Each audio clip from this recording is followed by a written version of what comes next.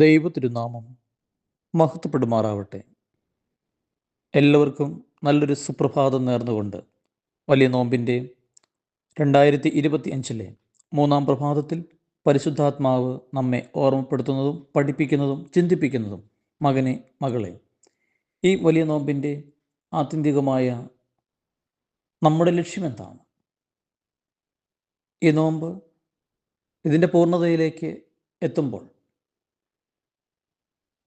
നമ്മളിൽ കൈവരിക്കേണ്ട ഏറ്റവും മർമ്മപ്രധാനമായ ഒന്ന് എന്താണ് എന്ന് ആദ്യ ദിവസങ്ങളിൽ തന്നെ നമ്മൾ അറിഞ്ഞിരിക്കണമെന്ന് പരിശുദ്ധാത്മാവ് ആഗ്രഹിക്കുന്നുണ്ട്.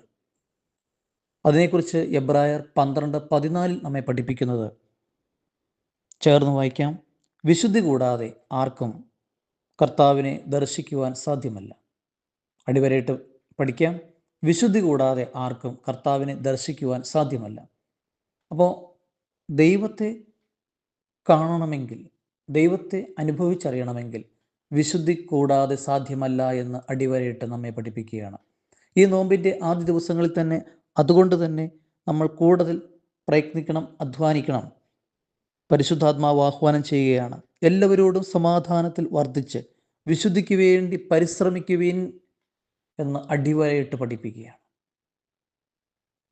ആ ഒരു അധ്വാനം താഴ്മയുടെയും വിനയത്തിൻ്റെയും മാതൃകയായ നമ്മുടെ റോൾ മോഡലായ യേശു തമ്പുരാൻ കാണിച്ചു തന്ന പാതയിലൂടെ, കാൽവരി കുരിശിൽ കാണിച്ചു തന്ന താഴ്മ, കുരിശുമരണം വരെ തന്നെ താഴ്ത്തി തന്നു എന്ന് ഫിലിപ്പി 2:6 മുതലുള്ള തിരുവചനത്തിൽ നാം കാണുന്നുണ്ട്. പ്രിയമുള്ളവരെ, നമ്മുടെ ഈ കൊച്ചു ജീവിതം താഴ്മയുടെ പുണ്യങ്ങൾ കൊണ്ട് നിറഞ്ഞ് വിശുദ്ധിക്ക് വേണ്ടി പരിശ്രമിച്ച് വിശുദ്ധിയിൽ ആഴപ്പെട്ട് ദൈവത്തെ കണ്ടുമുട്ടാൻ ഈ നോമ്പ് കൂടുതൽ കരുത്ത് പകരട്ടെ.